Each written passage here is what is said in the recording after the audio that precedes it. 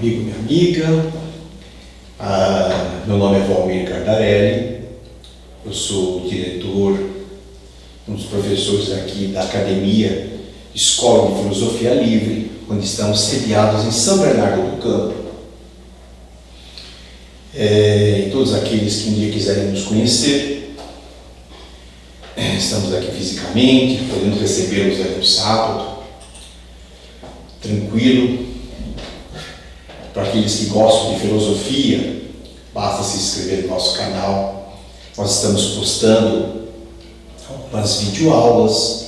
Essas videoaulas vão versar sobre a filosofia num contexto clássico, ou seja, a filosofia ampla para a vida, e sempre com temas que visam aportar conhecimento, a evolução humana e propriamente dito a educação, a verdadeira educação que vem dentro série, que é extrair e não pôr simplesmente, mas extrair o melhor de cada um, através do desenvolvimento de uma capacidade de pensar, de discernir. E para isso, o papel da filosofia se faz muito importante, eu diria que essencial, daí que nasce no berço grego e nós foi adotado por todo o mundo ocidental para permear aí o conhecimento e, por que não dizer, a partir daí, o desenvolvimento de uma humanidade.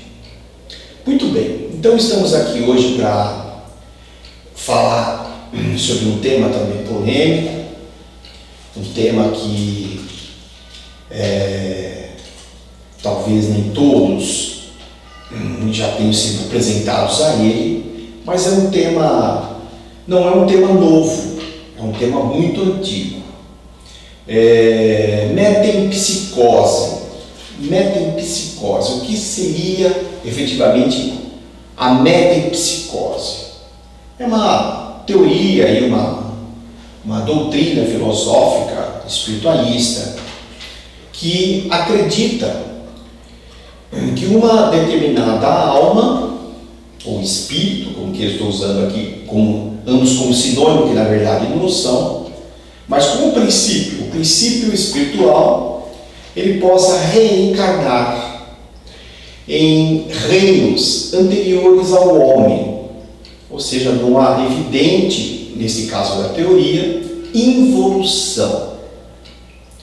Isso seria a metempsicose, o fato de um princípio reencarnante, então a princípio encarnado no homem, então a partir da sua morte, quando do retorno dessa entidade espiritual, dessa essência espiritual, vir a reencarnar num animal, ou até num vegetal, quizá até um reino mineral.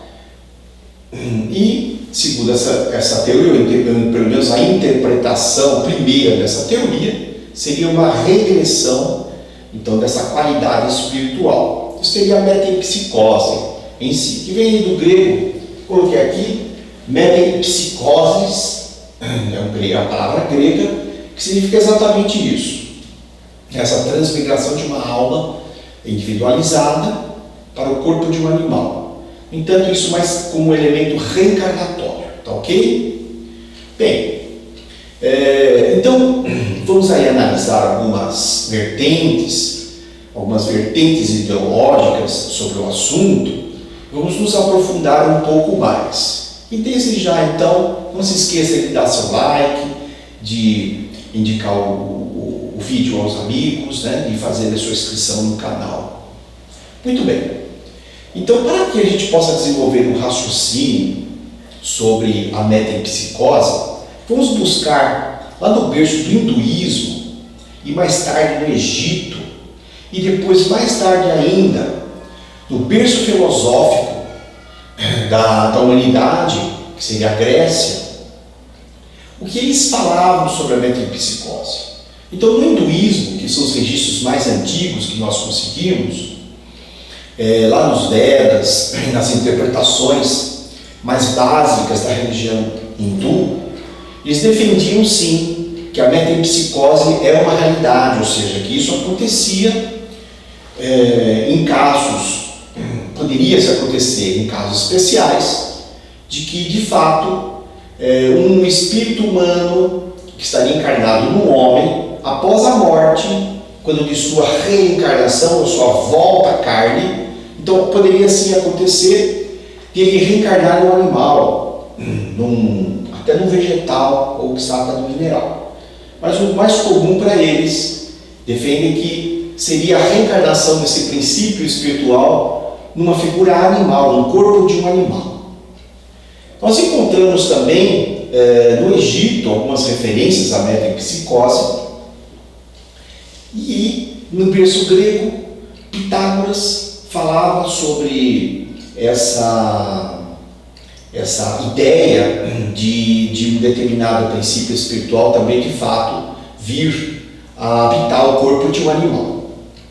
Bem, uma das primeiras coisas que nós precisamos analisar são as interpretações que são dadas a determinados textos que nós obtemos. Essas interpretações são fundamentais, porque dependendo do olho, da visão de quem interpreta, pode dar um peso X ou um peso Y à interpretação.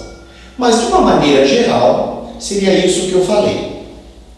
No entanto, também, nós vamos buscar no berço do Espiritismo, por exemplo, o Kardecismo, nos livros de Kardec, nós encontramos lá, dentro de algumas perguntas, que as respostas a essas perguntas, e a pergunta seria basicamente se o homem ele pode efetivamente retroagir a sua evolução e vir a encarnar um corpo animal.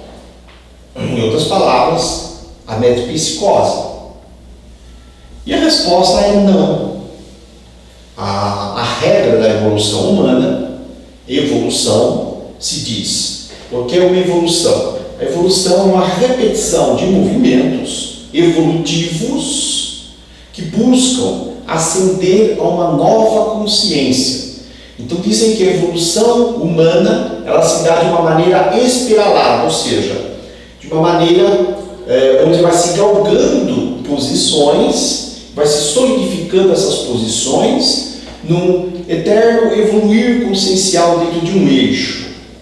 Ora, então a resposta à pergunta, à indagação de que se o homem pode retroagir na sua evolução, a resposta foi não pode retroagir. Ora, então nós estamos aí diante de duas teses que são aparentemente opostas, aparentemente são excludentes uma à outra. Ou seja, se você acreditar na primeira tese hindu, egípcia, até pitagórica, você vai dizer, então eu creio que os espíritas estão errados, ou vice-versa, contrário senso. Se você disser que acredita, que aceita, de que a evolução ela é sempre para frente e ela não retroage em hipótese alguma, então podemos dizer, afirmar que eu sou adepto a essa segunda tese apresentada.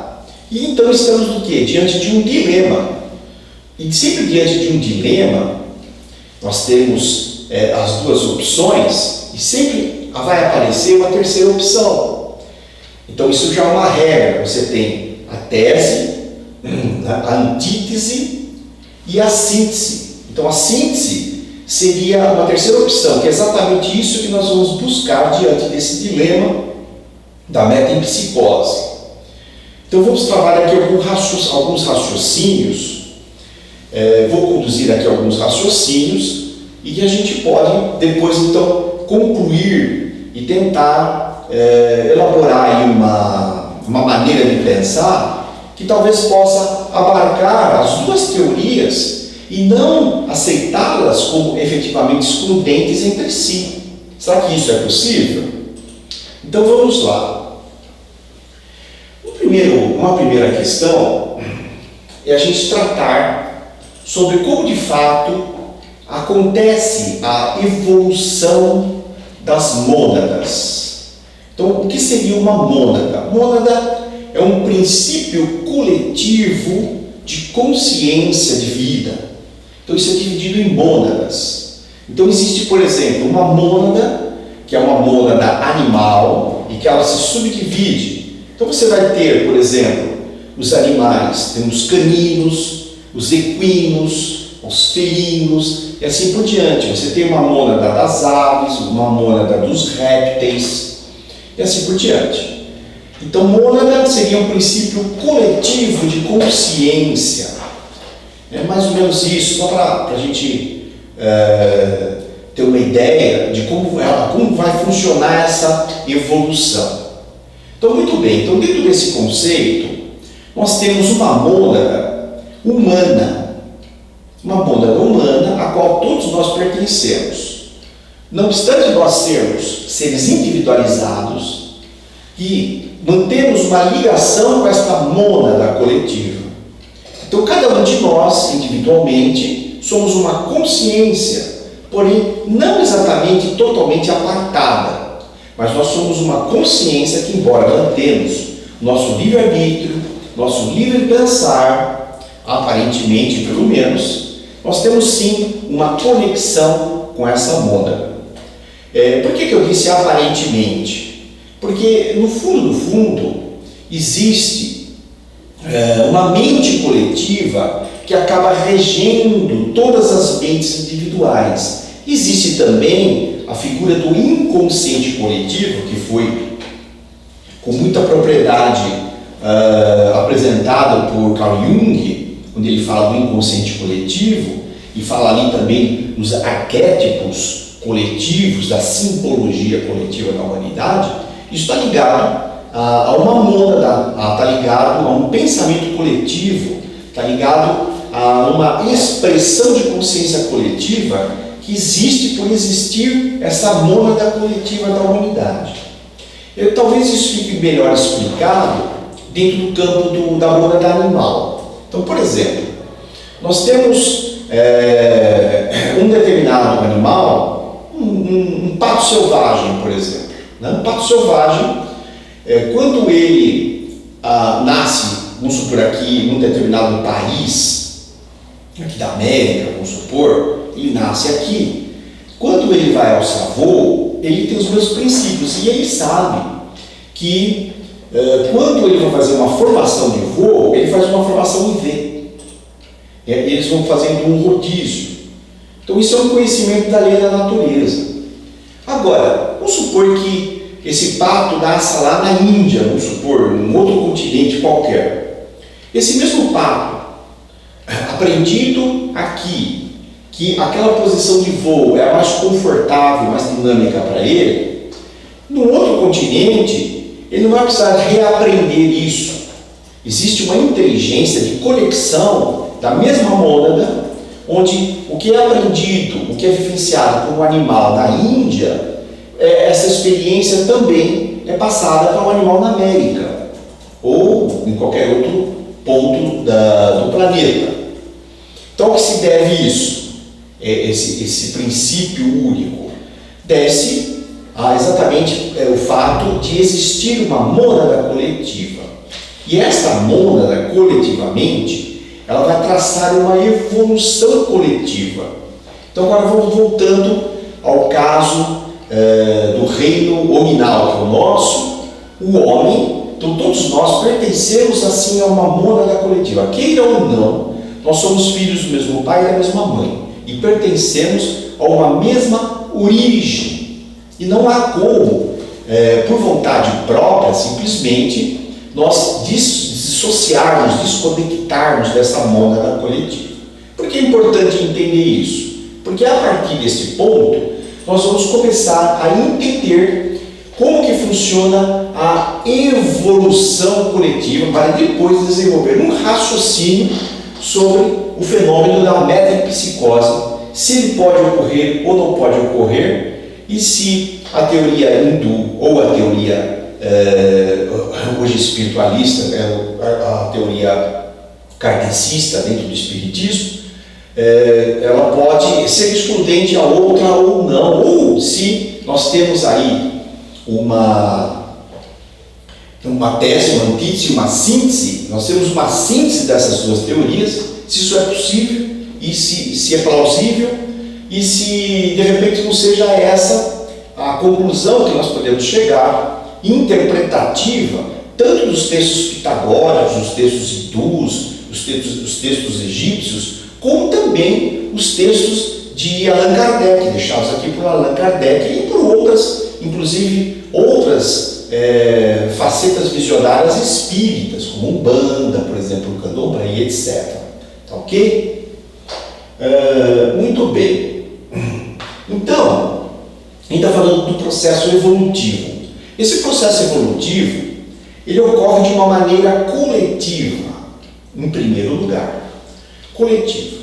Então, Helena Petrovna Blavatsky, uma filósofa russa maravilhosa, que escreveu Isis Sem Véu, Doutrina Secreta, entre outras obras que ela deixou para a humanidade, um legado maravilhoso para a humanidade, ela diz que o processo evolutivo humano, ele não começa exatamente aqui na humanidade, mas ele vem, essa mônada, ela vem passando por experiências nos reinos anteriores, para então chegar no reino humano e a partir do reino humano for evoluindo para outros reinos.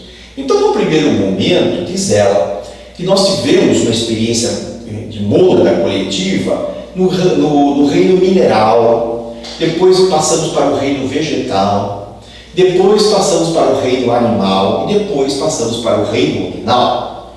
E isso não ocorre, essa experiência ela não ocorre na mesma cadeia planetária, ou seja, ela não ocorre no mesmo sistema biológico, psíquico de um determinado planeta.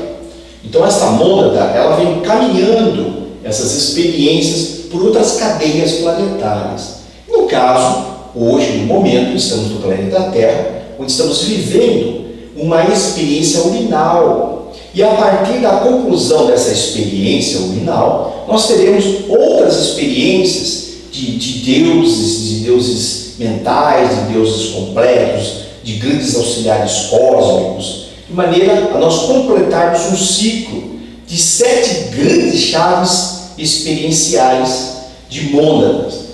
Ou seja, na verdade, se nós analisarmos, estamos aí na metade do caminho da evolução. Então já passamos por algumas experiências. E paralelo a isso, dessa experiência, aliás, acontece concomitantemente, essa experiência coletiva, há as experiências individualizadas, principalmente, ou a partir de, do reino, estou dizendo aqui do reino hominal, ou seja, dessa experiência que nós estamos vivendo. Então, existiu uma individualização das consciências, que até então eram consciências coletivas. Então vamos lá, decifrando isso que eu acabei de falar, em outras palavras, mas a mesma coisa. Quando nós temos, por exemplo, o seu cachorrinho, né, aquele cachorrinho, gatinho que você tem, ele não tem a individualização da mônada, ele não tem o princípio individualizado, ou seja, ele não tem a consciência, que é o elemento fogo, ele não tem isso individualizado. Tanto é que quando ele morre, simplesmente toda a experiência que ele viveu, esse animalzinho viveu aí na sua casa, no campo, na fazenda, no mato, ele vai levar essa experiência para essa mônada coletiva animal. Então, dentro dessa mesma mecânica, transportando isso para o homem, a diferença é que quando no estágio já dessa experiência humana, nós temos a individualização do princípio consciencial. Então, você que está me ouvindo, você se pergunta, sabe quem é, sabe quem não é, você sabe que vai morrer, você sabe que pode adoecer, você sabe quantos anos tem, você planeja a tua vida. Então, tudo isso, esse discernimento, essa capacidade de discernir, ela vem do elemento fogo. Então, até a mônada animal, nós estamos no elemento ar. Então, temos o elemento terra, o elemento água, depois o elemento ar, depois o elemento fogo. Então, o fogo tem uma relação com o homem. Daí que vem os mitos de Prometeu, que rouba o fogo, né? Nós temos ali a árvore do conhecimento, que representa o fogo no mito de Adão e Eva, né? Onde não se podia experimentar, se provar daquele fruto da árvore do conhecimento, porém o homem vai lá e experimenta, né? Então, isso é um simbolismo, é óbvio. Então veja que, paralelo a esse desenvolvimento coletivo, no caso do homem, que já foi individualizado, ele tem também, dentro do livre-arbítrio, a sua livre escolha com relação àquilo que ele vai viver, aquilo que ele pode dizer sim, aquilo que ele pode dizer não. Então, quando dizemos sim, dizemos não, é a nossa faculdade, é a nossa capacidade, dentro da capacidade de discernimento, a nossa capacidade de escolha, a nossa opção de escolha, por isso ou por aquilo, ou aquilo outro, nós traçamos então aí as condições para um desenvolvimento individual, porém sempre conectado com o desenvolvimento coletivo da mônada. Então vamos lá, o que eu quero dizer com isso? Que a experiência coletiva, no caso do homem vai depender muito das experiências individualizadas somadas do grupo, do total de consciências humanas. Então, cada consciência, quando você tem ali uma vida, uma encarnação, aquilo tudo, depois, no final, acaba se agregando a essa grande consciência, mas você não perde a sua individualidade. É aí que está a grande diferença para uma mônada animal, uma mônada vegetal ou outra do reino mineral. Ou seja, as duas coisas acontecem concomitantemente. A evolução individual, ela vai agregar a evolução coletiva, e a evolução coletiva também vai influenciar na evolução individual. Tanto é que quando nós renascemos dentro de um contexto do país, da época que nós nascemos, seremos sim influenciados pelo desenvolvimento já conquistado dessa mônada coletiva. Então, olha como é importante conhecer isso, que isso te traz a responsabilidade de que, na verdade, quando nós preparamos o mundo melhor, nós estamos preparando, em suma, para nós mesmos, dentro de um futuro próximo, quando nós retornaremos. E quando nós não colaboramos com isso, pelo contrário, nós colaboramos com a degeneração do mundo, com o pior das pessoas, com o seu pior, com o pior do mundo, bom, é isso que você está deixando de legado, individualmente falando, deixando de legado para o futuro, para a sua próxima encarnação, ou próximas encarnações. Ora, e se o coletivo ele acompanha a média de todas essas experiências individualizadas, nós vamos ter um resultado médio disso, que vai ser aquilo que nós vamos deixar coletivamente para o futuro. Tá certo? Eu creio que deu para entender isso. Bem, outra coisa importante para entendermos, para que a gente possa seguir o nosso raciocínio, uma coisa que eu já falei no outro vídeo, mas vale a pena rapidinho a gente colocar, que o homem é dividido em três partes, né? O espírito, a alma, que é a psique, é o ego, e também o corpo, né? Então cada um desses componentes do todo humano, porque o homem não pode ser somente matéria, somente corpo, ele tem que ser a psique também, e ele não pode ser somente psique e corpo, ele tem que encarnar esse espírito, esse corpo espiritual, né? Então observe que cada componente, cada corpo desse, ele tem um processo harmônico, de constituição harmônica. E também o ideal seria que esses três trabalhassem harmonicamente entre si, ou seja, um espírito harmônico trabalhando com a psique, um ego harmônico e o corpo harmônico. Esse seria o ideal e nós estamos caminhando evolutivamente para isso, no entanto isso não acontece ainda. Então vamos lá, vamos começar com um exemplo mais simples para a gente entender alguns fenômenos, algumas coisas que acontecem que vão levar à questão da metempsicose, que pode justificar a existência da metempsicose. e não infringindo, inclusive, a lei evolutiva. Então vamos lá, um exemplo bem simples do nosso corpo. O nosso corpo físico que nós ganhamos, a princípio, numa condição normal, ele vem com tudo funcionando, né? Como aquela geladeira, aquele carro que você compra da fábrica. A princípio você espera que seu carro tenha, né, ok, passou lá por uma inspeção de qualidade, tudo funcionando, você vai entrar, vai ligar, ele vai frear na hora que precisa, acelerar na hora que precisa, fazer a curva para a direita, fazer a curva para a esquerda, ou seja, tudo vai obedecer ao seu comando, o comando superior. Bem, quando você recebe um corpo, a princípio também, você espera que ali tudo funcione normalmente. Você tem seu coraçãozinho, fígado faz seu papel, os rins fazem seu papel também, de filtragem, o seu pulmão, o seu estômago, as pernas, os olhos, os sentidos, etc. Todo esse conjunto bioenergético funciona muito bem, a princípio. Agora observe que ao longo do tempo nós vamos agredindo esse sistema, essa máquina.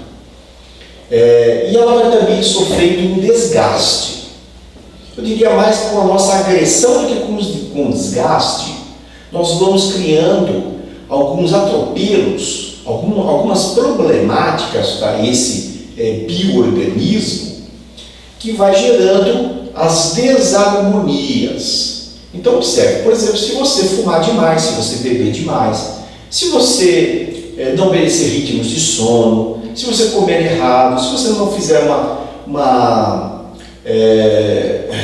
um trabalho de físico, né? Se você não tomar cuidado com esses detalhes simples, bom, com certeza nós vamos ter problemas nesse mecanismo ao longo do tempo. Isso que eu chamo de agressões ao corpo físico. Então veja, nós nascemos com uma capacidade de regeneração. Nosso corpo é muito resiliente e tem uma capacidade, muito grande de se regenerar, de se reconstituir. Não fosse isso, com certeza muitas pessoas morreriam já na primeira década, na segunda década não passaria, com certeza, de tanto que a gente bebe, de tanto que a gente come errado, de tanto que a gente agride esse sistema. Então existe sim esse reparo automático que isso é por conta de uma inteligência restauradora que o nosso sistema possui. E é para isso que você dorme, inclusive. Quando nós dormimos, nós temos uma bateria enorme de seres elementais, de processos bioquímicos que acontecem no nosso corpo, que vão reconstituir, vão recompor tudo aquilo que nós precisamos para continuar funcionando. Bem, isso todo mundo sabe, não tem segredo nenhum. No entanto, quando nós agredimos demais esse corpo, que isso tem um limite, essa capacidade regenerativa, ela tem uma elasticidade, mas ela não é infinita. Se nós agredimos esse corpo a uma tal monta de prejudicarmos o funcionamento do todo, nós vamos ocasionar a morte, a falência desse sistema bioenergético. Isso vai acontecer. Então, se você, por exemplo, toma um tiro, você está muito saudável, você toma um tiro no coração, imagina, seu coração não tem mais como funcionar. Você toma um tiro no cérebro, não tem mais como funcionar. Mas se você toma um tiro na mão, provavelmente no braço, provavelmente na perna, é muito provável que haverá tempo suficiente para você procurar uma ajuda médica no hospital. Você talvez passe por uma cirurgia, passe por um período de restauração. Você vai sim conseguir se regenerar, se reconstituir na sua forma anterior, devido a essa capacidade regenerativa que o nosso corpo físico tem. Então, eu estou dizendo, dependendo do tipo de agressão, isso vai ser muito importante para a gente depois transportar essa ideia para o sutil. Então, dependendo do tipo de agressão que você tem, você pode sim se regenerar ou não. Então, vai depender do nível dessa agressão. Tá ok? Muito bem. Então, eu estou falando aqui, esse exemplo que eu dei foi um exemplo bem básico, que é um exemplo do nosso corpo físico, nosso corpo físico energético, orgânico. Só que isso funciona também para o nosso corpo da psique, ou seja, o nosso eu, o nosso ego, a nossa alma, por tradução, alma, psique, né? Psique em grego, alma, ou o nosso ego, como que, na verdade, estamos falando da mesma coisa. Ora, então, se isso é verdade para o corpo físico, também não é verdade? É verdade para o nosso corpo psíquico. Então, veja, nosso nível de agressão ao nosso corpo físico, e nosso corpo psíquico, melhor, né? Perdão, a nossa alma, o nosso ego, dependendo do nível de agressão, ele vai dar algumas respostas e ele pode também entrar num colapso. Isso acontece, ele entra no colapso. Então, por exemplo, quando nós temos níveis de depressão gravíssimos, pode ter certeza, né? Eu sei que muitas pessoas não vão acreditar, porque falaram que depressão é falta de lítio, ou é uma doença. Sim, é uma patologia, concordo que é uma patologia, mas não é só isso. Isso é a parte, vou dizer assim, a parte somatizada da doença. É que, na verdade, a nossa psique, ela entra, devido às diversas agressões que a gente comete, ela entra em pânico. Então daí vem uma depressão, que é uma doença, é uma patologia. As patologias, de uma forma geral, as patologias psíquicas, elas vêm disso, dessa desarmonia que nós impomos pelas agressões que nós nos impomos, sofremos, uma agressão que pode vir de fora, né, como, por exemplo, uma criança, devido à educação que ela tem, uma perseguição, essa questão de bullying, essa questão de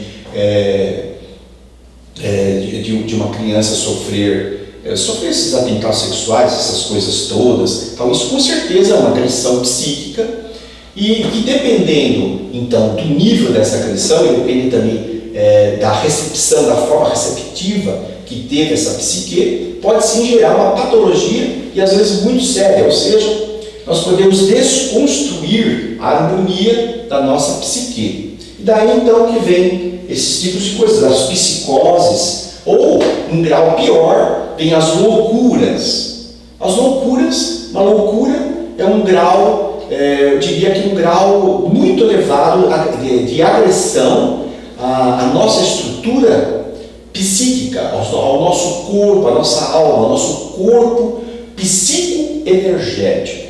Então agora já não estou mais falando da parte física, eu estou separando para a questão didática, né, só explicando mais ou menos como que funciona isso para poder chegar onde eu quero, na verdade.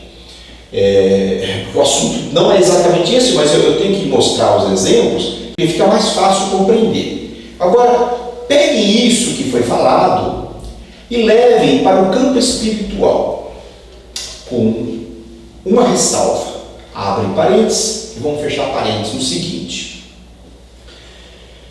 o espírito em si, que é a essência espiritual, ele habita um invólucro também. É um corpo muito sutil, formado por Atma, Buddhi e Manas. São esses três nomes: Atma, Buddhi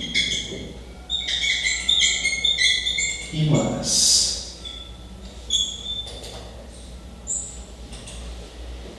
Essa é a roupagem, é o corpo do espírito. Então, a essência espiritual habita essa estrutura trina. E essa estrutura trina, a gente pode considerar como veículos também.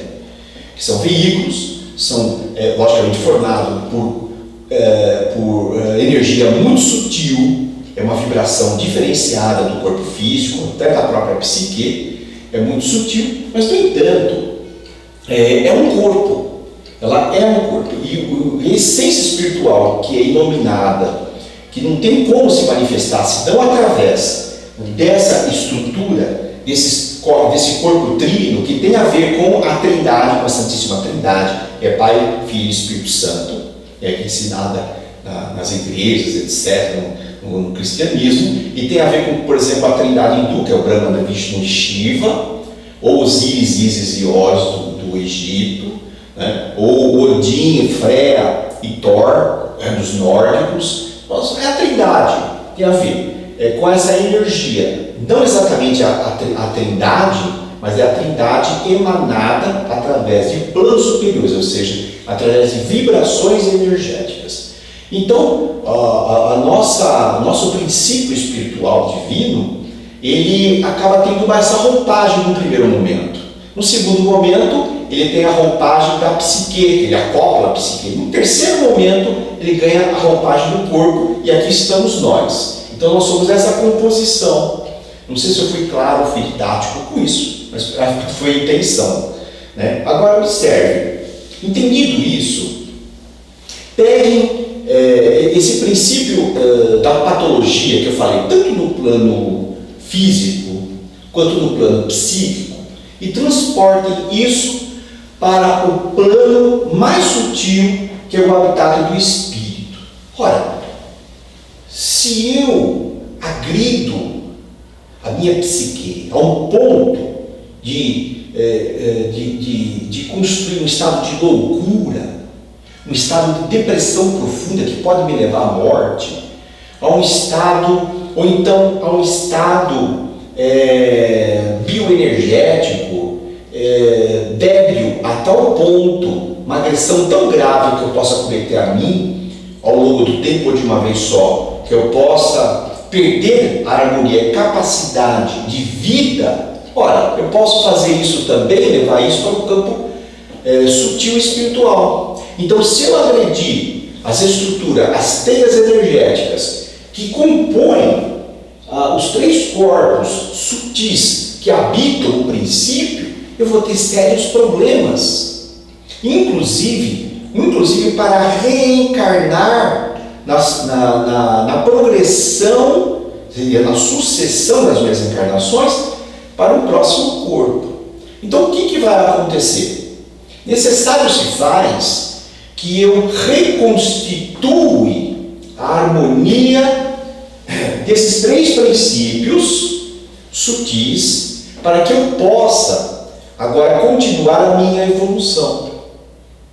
Então, eu vou dar alguns exemplos para ficar um pouco mais claro, né?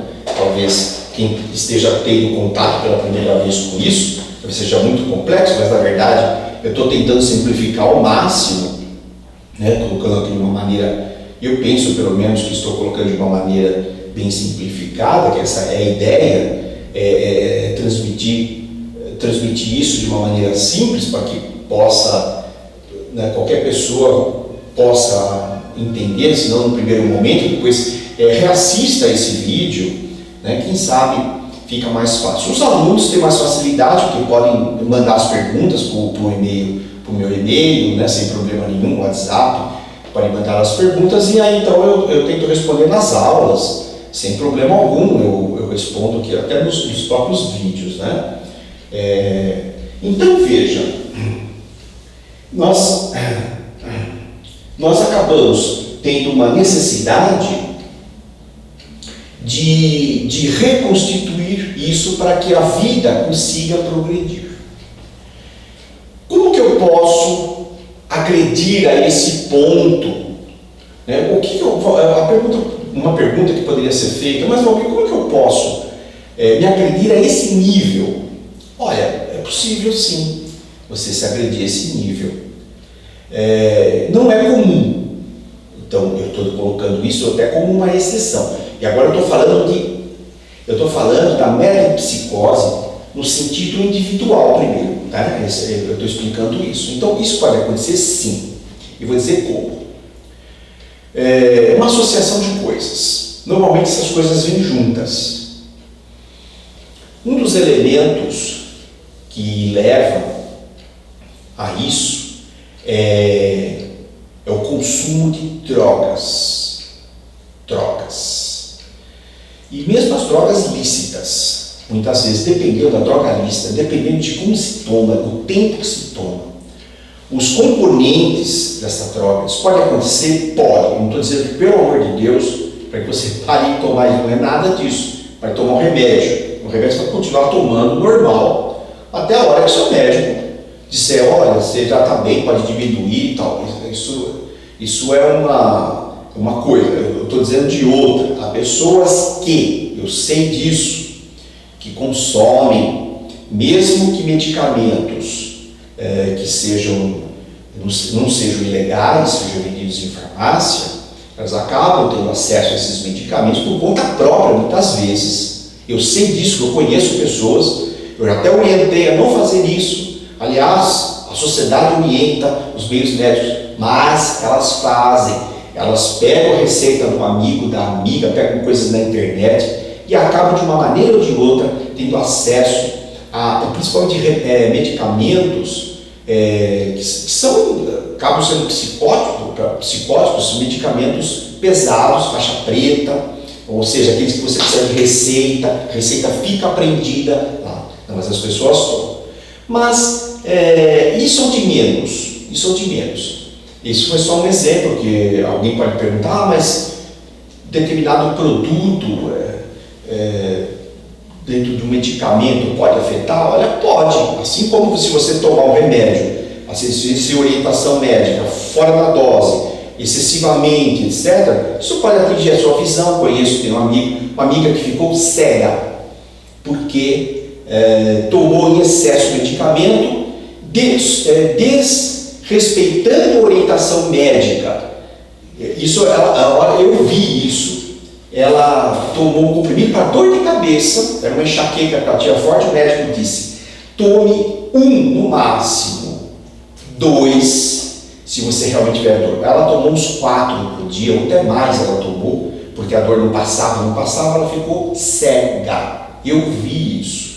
Então vejam, olha o perigo, né? Do acesso a esses tipos de droga, e a gente nem sabe o que está fazendo. Agora, o pior não é isso, o pior são essas drogas, realmente são drogas ilegais que, infelizmente, é a vida, nós temos acesso, uma questão só de ter dinheiro e buscar, né? A gente sabe disso, não fosse verdade, a polícia não estaria aí todo dia se ocupando, até a polícia especializada nas drogas, se ocupando em pegar carregamento de êxtase, carregamento de cocaína, carregamento de maconha e etc. Então, as drogas, de uma maneira geral, essas drogas, principalmente aquelas drogas alucinógenas, inclusive o álcool também, né?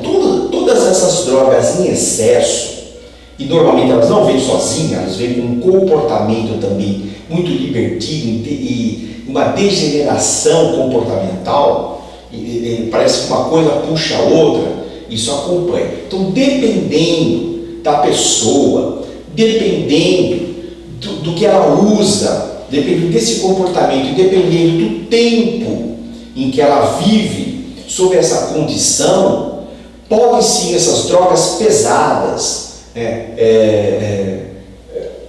drogas alucinógenas, LSD, STP, bom, essa gama total aí, isso é fácil a gente ter acesso, essa gama, não preciso falar aqui a relação toda dessas substâncias que estão aí na mídia, que todo mundo conhece, praticamente as mais conhecidas, né?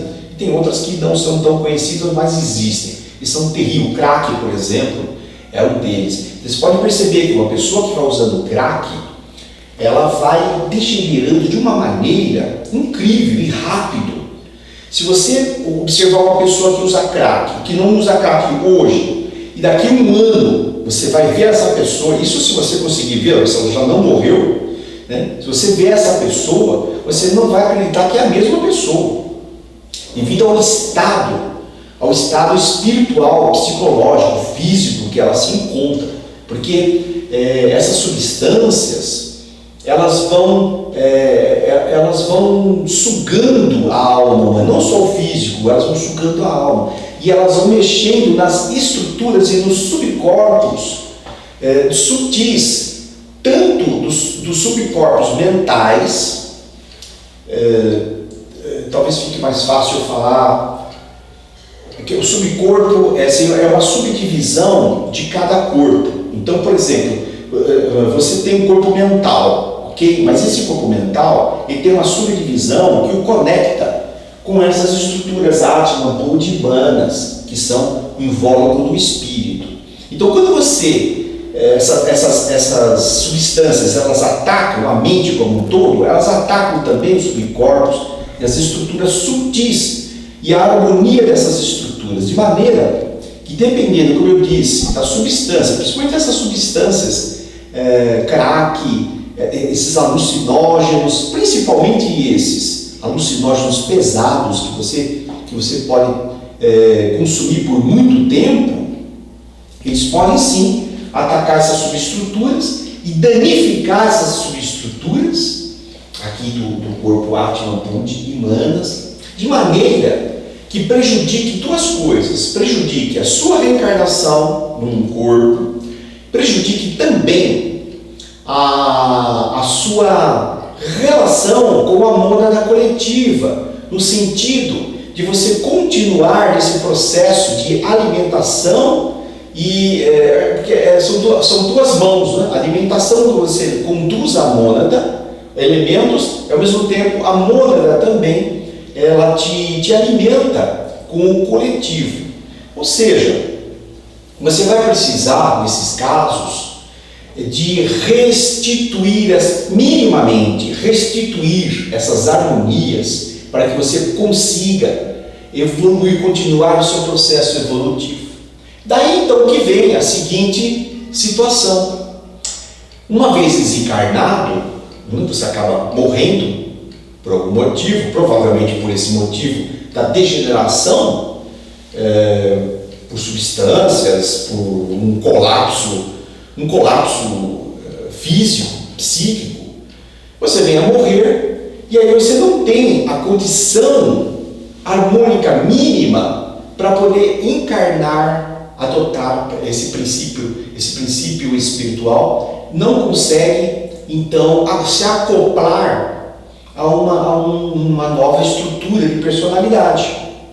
Isso é uma questão, porque não é só o fato de você trabalhar a questão mental, de prejudicar a questão mental. Exemplo, maconha, o álcool, ele prejudica o cérebro, ele prejudica inclusive o nosso corpo mental. A pessoa perde a memória, né? Ela perde a capacidade de raciocínio, etc.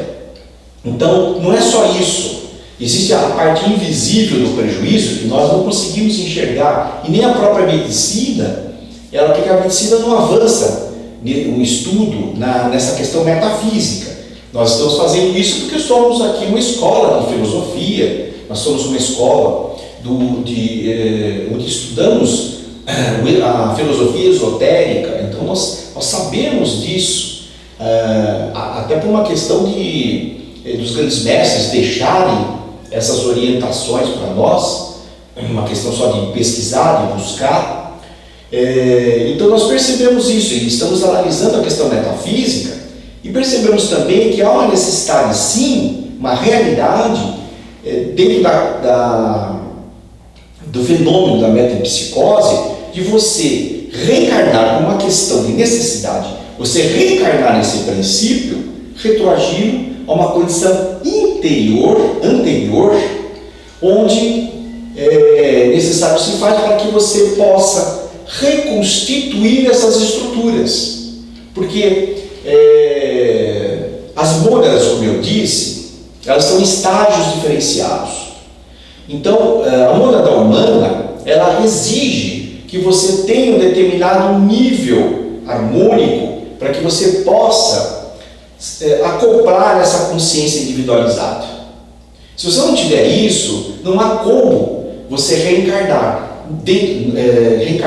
ainda no reino nominal. Então o que acontece? A natureza lhe oportuniza, ela traz essa oportunidade para que você continue seu processo evolutivo, no entanto, agora em uma outra mônada. E aí você tem o fenômeno da transmigração, ou transmigração de alma, que é usada nesse sentido também. Eu acabei de gravar agora uma aula sobre isso, a transmigração, que não é bem isso, mas é uma reencarnação você reencarna no reino anterior, que alguns chamam de transmigração da alma, que é um termo errado.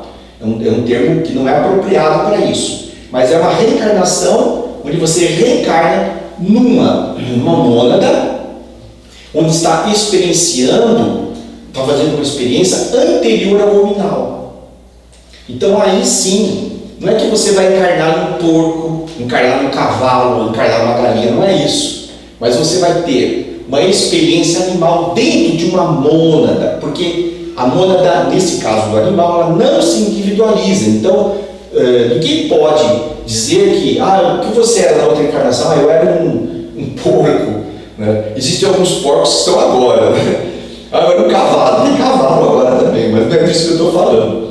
Né? Isso foi uma brincadeira, claro. Então, veja, você não pode dizer, eu era uma avestruz, eu era um cavalo. Não, isso não existe, porque não é individualizado. Né? Aquele o princípio do animal ele é coletivo, não existe uma consciência individualizada. Então, você não foi nada, você sofreu sim uma experiência, teve sim uma experiência animal. Ora, então dentro desse fenômeno da metempsicose, olha que interessante, nesses casos específicos, que não são a normalidade, estão fora do normal, são raros inclusive, existe sim, a natureza nos proporciona essa oportunidade para que a gente encarne, então, no reino anterior. E dependendo do estrago que foi feito nesses invólucros sutis do espírito, nós podemos não só retroagir a um reino animal, mas como a um reino vegetal, ou ainda no reino mineral, dependendo do tamanho do estrago. Isso é relativo, vai depender da pessoa. Mas você continua no seu processo evolutivo. Ora, então veja, que talvez a gente tenha chegado em uma síntese, né? Porque veja, isso está de acordo com a teoria hindu da realidade da metempsicose, mas não está contrário ao princípio evolutivo do kardecismo. Porque quando você reencarna, imagina, num reino anterior, não que você tenha efetivamente desaprendido isso, não é. Você retroage, no entanto, esse fato de você retroagir vai lhe proporcionar uma nova oportunidade de continuar evoluindo. Então vamos supor, eu vou dar um exemplo aqui, alguém que está fazendo medicina, ele está lá no terceiro ano de medicina, por algum motivo lá ele cometeu algum equívoco, etc. Então, olha, você vai ter que voltar para o segundo ano. Imagina uma situação hipotética. Né? Então quando ele volta para o segundo ano, ele não perdeu exatamente aqueles meses que ele esteve no terceiro ano, mas ele vai ter que fazer de novo. Então, é mais ou menos isso. É para ajudar no raciocínio, mais ou menos isso. Agora, uma outra coisa importante, eu estava falando aqui da metempsicose aplicada na questão individual. No entanto, existe a aplicação da metempsicose no coletivo.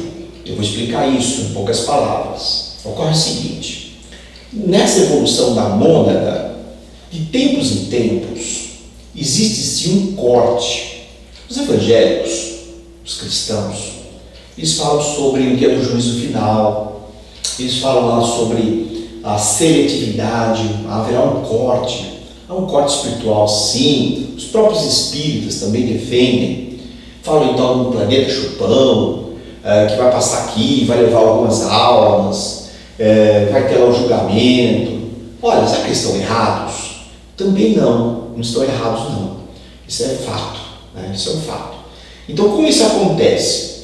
Então, dentro desse conhecimento esotérico, onde estudamos essas questões evolutivas humanas, a antropogênese oculta, entendemos que a evolução, como ela se dá de uma maneira coletiva, ela tem um tempo, ela tem alguns giros, ela tem um período são eras. Na astrologia a gente chama isso de eras. Então, existem as eras. Uma era tem aí mais aproximadamente aí uns 2.000 anos, 2.000 e poucos anos. Uma era. Então, acontece que nesta era tem de haver um determinado nível de ganho evolutivo, de uma média das consciências, para que você obtenha uma média da mônada coletiva. No entanto, quando se chega nessas datas de corte, o que acontece? É muito comum acontecer de que muitas pessoas, elas, por iniciativa própria, por livre-arbítrio, pelas suas escolhas falhas, elas simplesmente não evoluíram o mínimo para continuar seguindo junto com aquela mônada.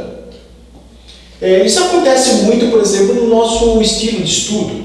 Então, quando um professor fecha uma classe, está lá no terceiro ano lá de medicina, olha, alguns alunos, por ter feito os trabalhos, não ter estudado direito, não ter comparecido às aulas, né, o mínimo de aulas necessárias, eles são reprovados.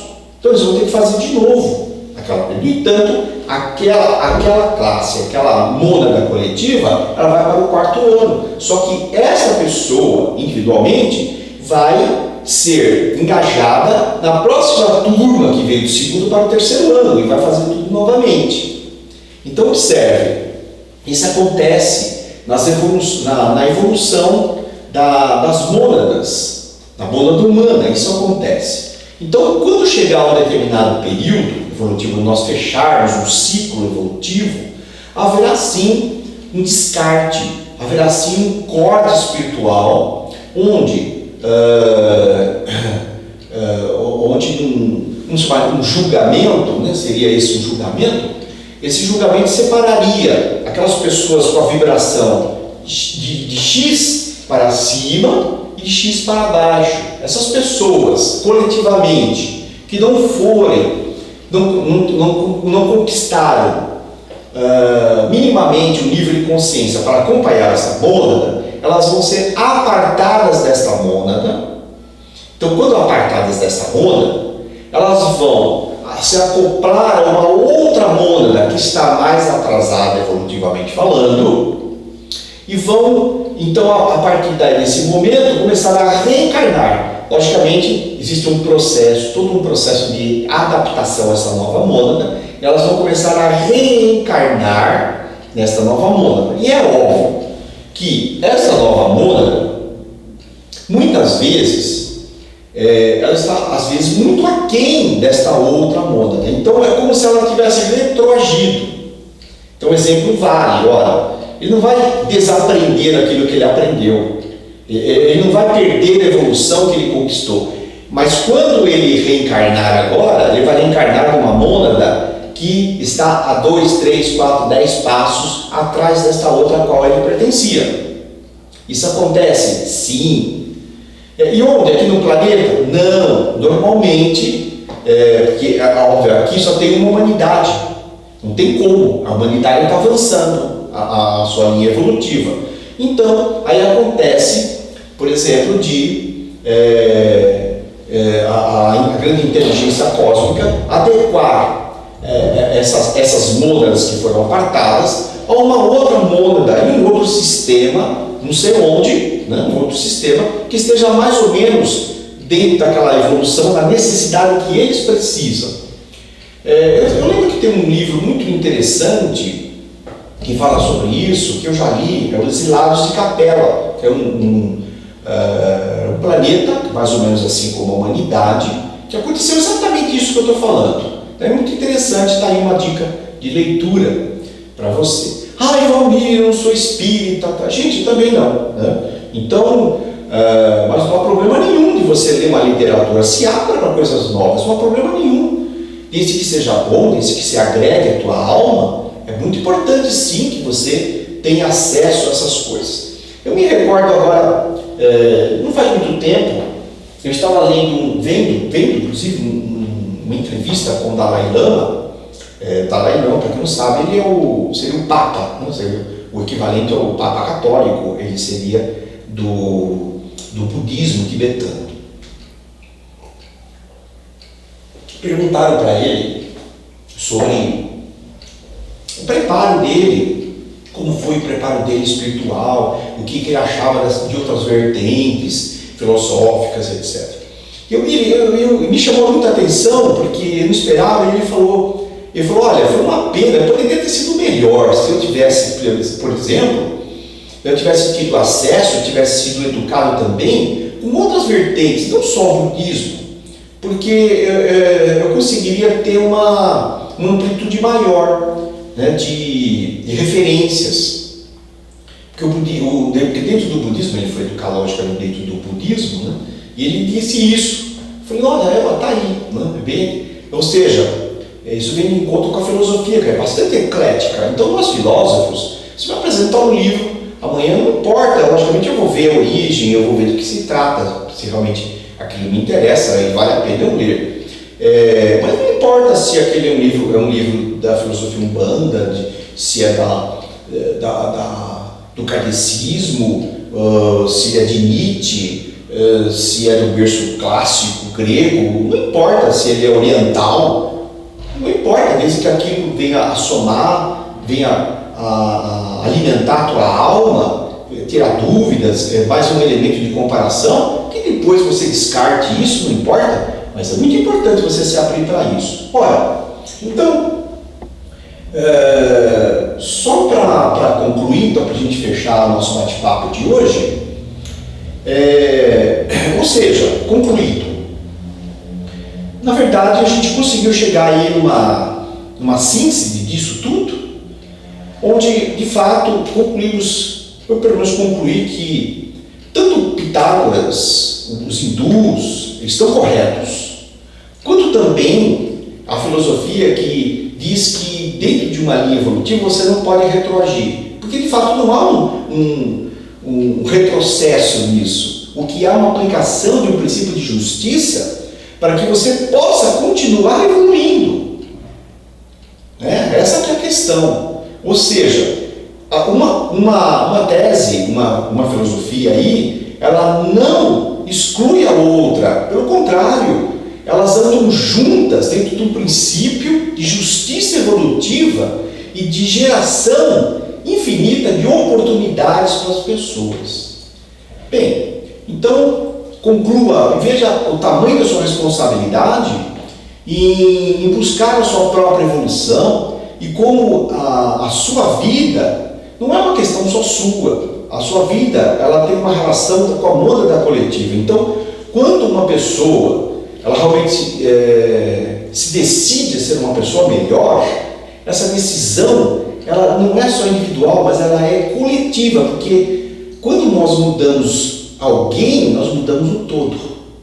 Isso é uma realidade. Tá bem? Não se esqueça de se inscrever no canal, não se esqueça de dar o seu like, não se esqueça aí de recomendar aos amigos. Eu espero aí que essas poucas palavras, esse bate-papo curto aqui que nós tivemos, tenha agregado alguma coisa aí na sua vida, tá bom? Ok, muito obrigado.